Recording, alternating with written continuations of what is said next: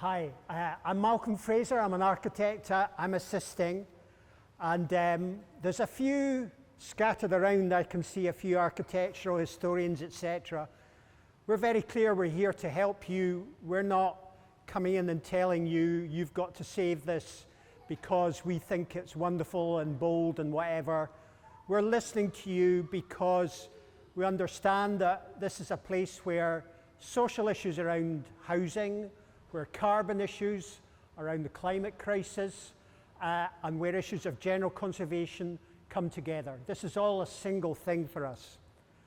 So, in looking and assisting you, this is the heart of darkness. This is the single document upon which all our problems and miseries are based. A piece of analysis done by an engineer with a bit of architectural input. It is entirely flawed, and it is entirely based on false premises. So I'd like to set them out as simply as possible for you. Nick's talked very well about carbon and all sorts of things, but I need to bring them out here.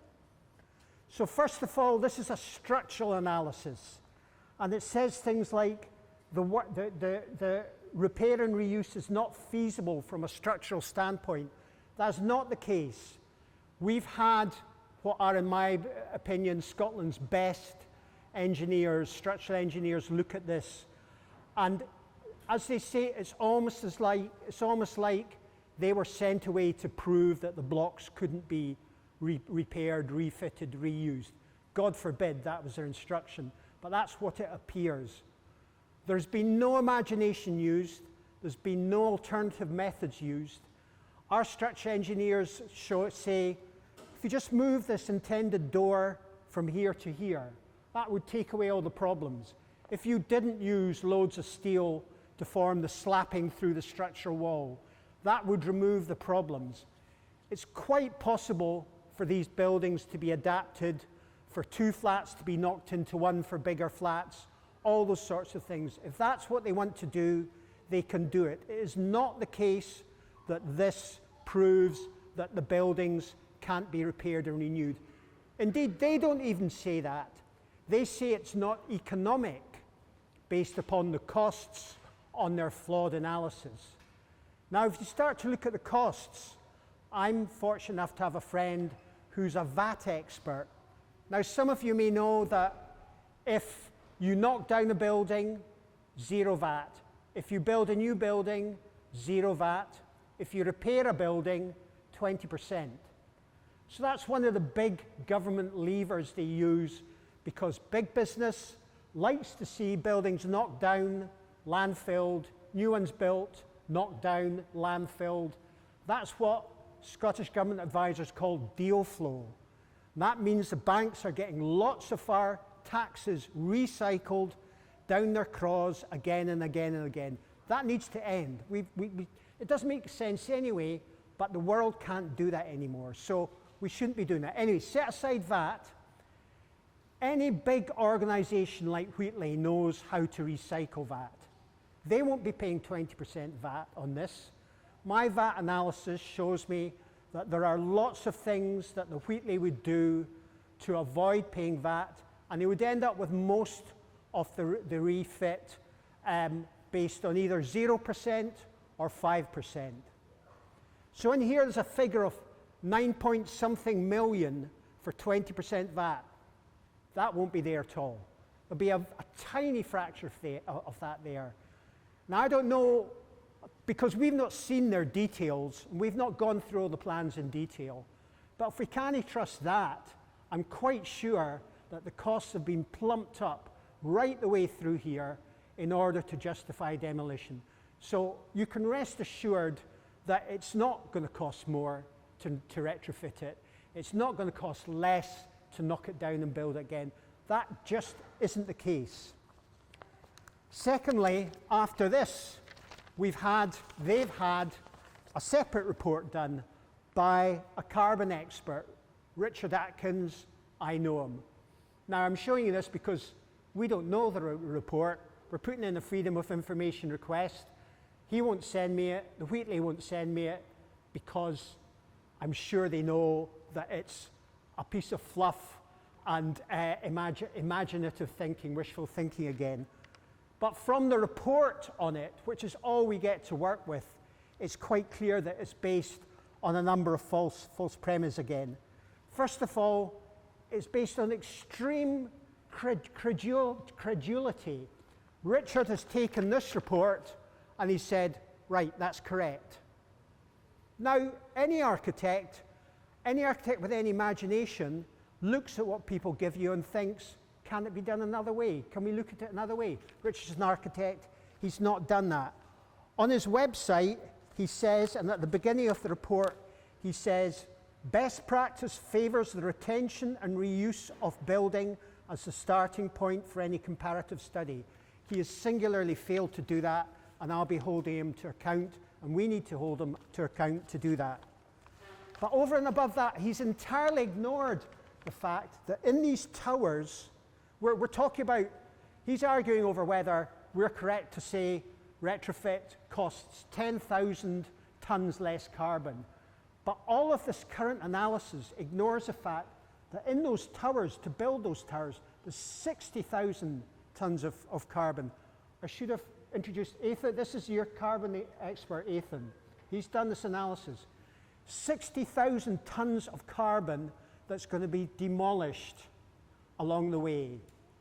Now, Richard says that's fine because that can all be recycled.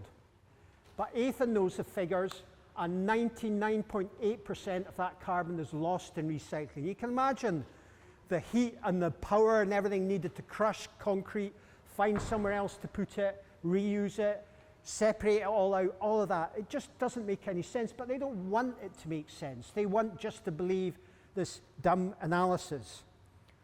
The next thing is that they've done wrong is that there's assumptions that Richard makes about the new build.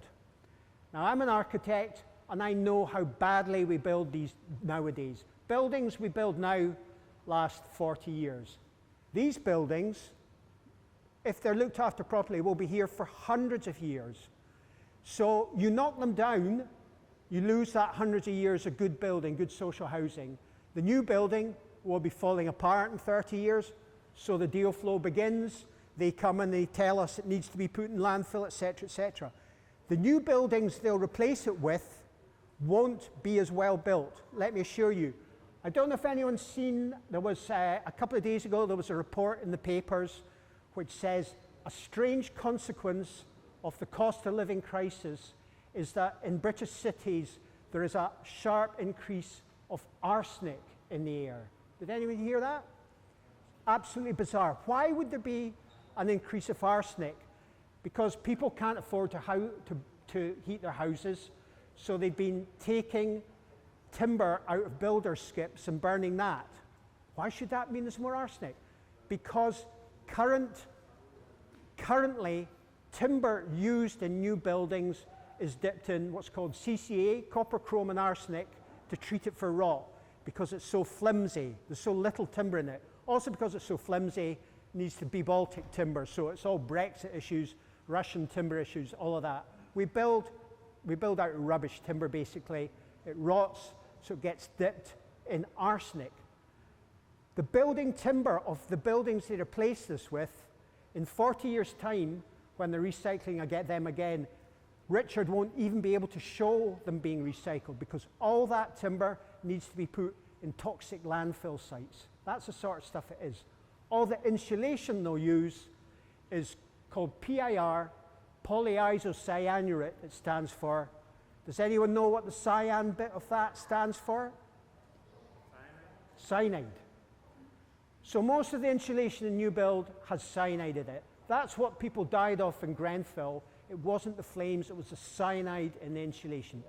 All of this is an issue for retrofit too. We need to make sure that these buildings are retrofitted properly without that sort of rubbish in it. But it is another issue around rebuild. All the assumptions in here is that the rebuild's going to be wonderful, it's going to be lots of carbon, it's going to be full of lovely wood, it's going to be full of happy warmth, etc. It's not. It's going to be built out of these toxic materials, and it won't last a tenth as long as these blocks do. All of this is technical. Aythan's done all the maths. We know how to do all this. We know how to rebut all these arguments. But it also stands to reason, knocking down these fine flats, sticking them in landfill, is not the way to fight the climate crisis.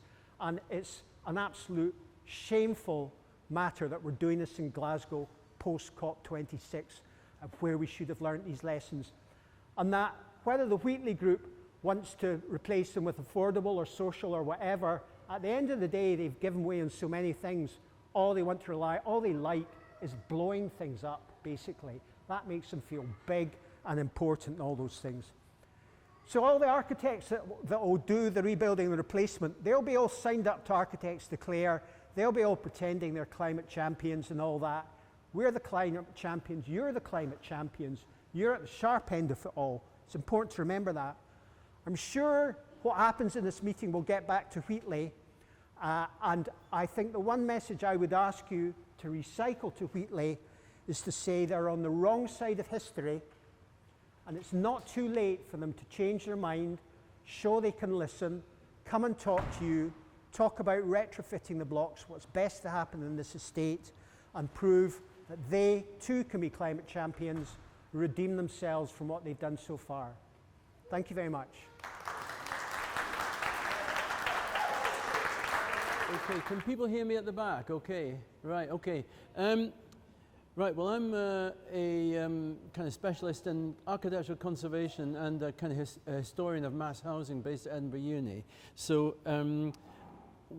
I just wanted to say a few words about what potential help heritage designation or heritage can give to this kind of fight.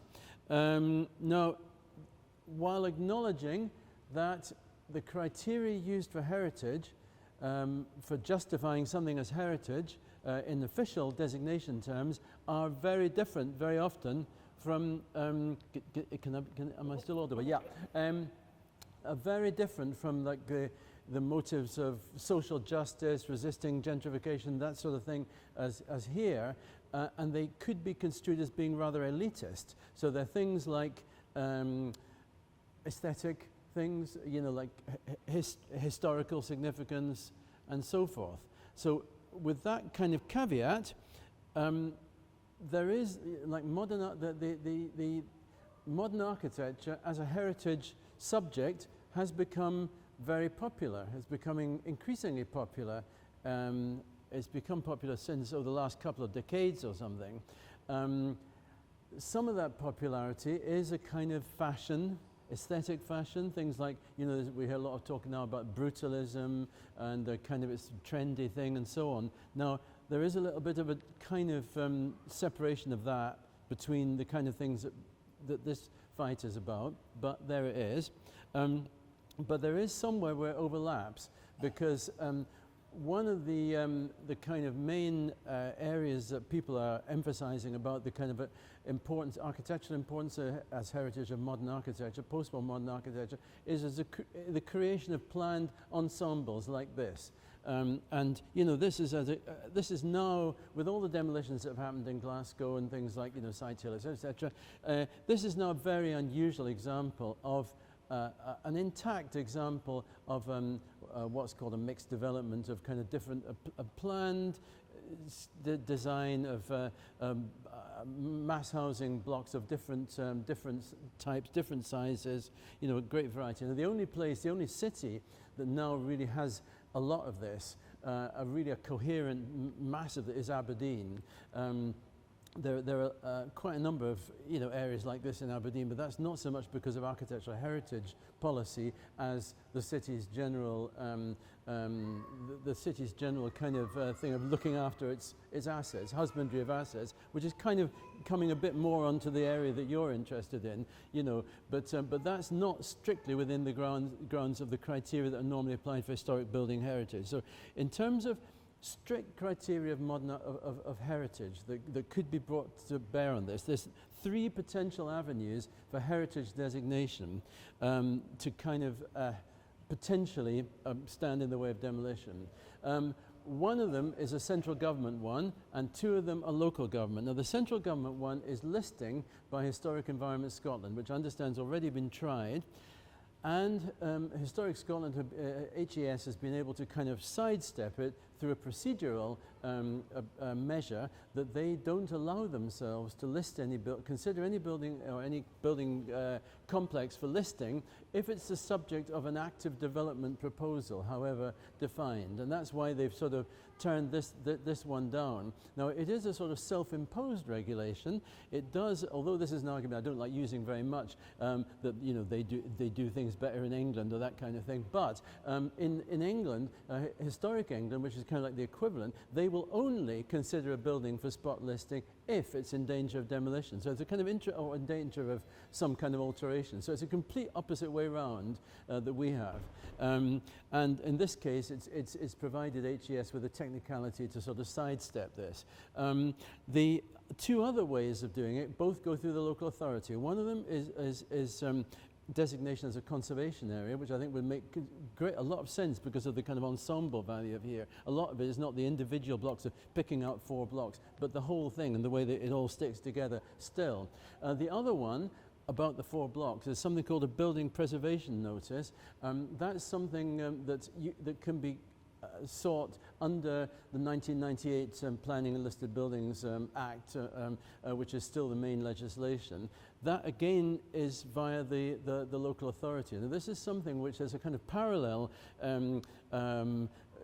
anti-demolition campaign going on at the moment, but not concerned with social housing in relation to Cumbernauld Old Town Centre, which people will be doubtless aware of. And in some ways it's rather similar. There's a sort of similar thing of having gone for listing and been turned down because of this technicality of it being an active development proposal. And now the Cumbernauld campaigners are going for trying to pressurise the local authority, North Lanarkshire County, into a building preservation notice, and then maybe a sort of shaming them if they don't do that via HES. So, we'll see what happens there. That could be an avenue here, but I think it is just a little bit tricky because the whole the heritage designation system does have at the middle of it quite a lot of elitist values, and it would be always possible, even if HES hadn't got this this technicality that they could take refuge in, it would always have been possible for them to say, oh, this isn't quite out of the top drawer, and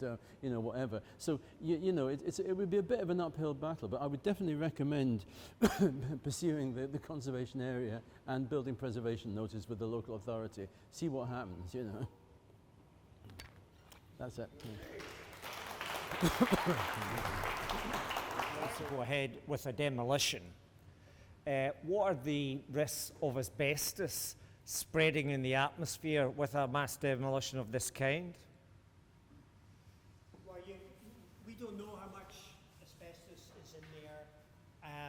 We don't know if it can be safely removed. Retrofit would deal with those sorts of things. So it's hard. Nick's brought up the issues of the context, the river and all that. That's another argument in your favour to actually take more care and to retrofit. All building work is a bit of dust. But if you go on the Wheatley Group website and click on their demolition video, has anyone done that? I mean, it's a total orgy of destruction. They have 24, something like 24 high flats there that they demolish, that they push down the plunger, and the dust coming off them is quite extraordinary. I mean, it's like, for people who like demolition, it's like hardcore porn, the video. It's quite an extraordinary, disgusting thing. What's interesting, I'm just thinking, on the back of what Miles is saying, what's really interesting is that there used to be different subjects. There would be building conservation, about wonderful old architecture. There would be energy matters, about saving energy. There would be social housing matters. And they all used to be separate things, but here it's just all one big thing. It's all there together. These primary issues that are facing us as a society, the need to stop wasting things, stop demolishing things, care about people, make warm homes. We look at a country like Finland, and in Finland, we admire Finland because it's social policy and it's progressive, it's rich, It's doing one. The education system's fantastic. In Finland, they don't regard housing as being one part of successful society. They say that the home is the first thing. To have a warm home in a good community is the basic building block of a good society, of a fair society. We need to stop saying in Scotland, aren't the Nordic nations wonderful? We need to start listening to actually why they're wonderful and what they put at the basis. That's one of the things we do here. So carbon, social homes, and conservation, they're all the same thing here for you. You're fighting that big fight on behalf of us all. Thank you. Sorry, Before there's any questions, we have the flag of Maryhill. And I'd just like to present that to our experts who've been such a help to us. Thank you so much.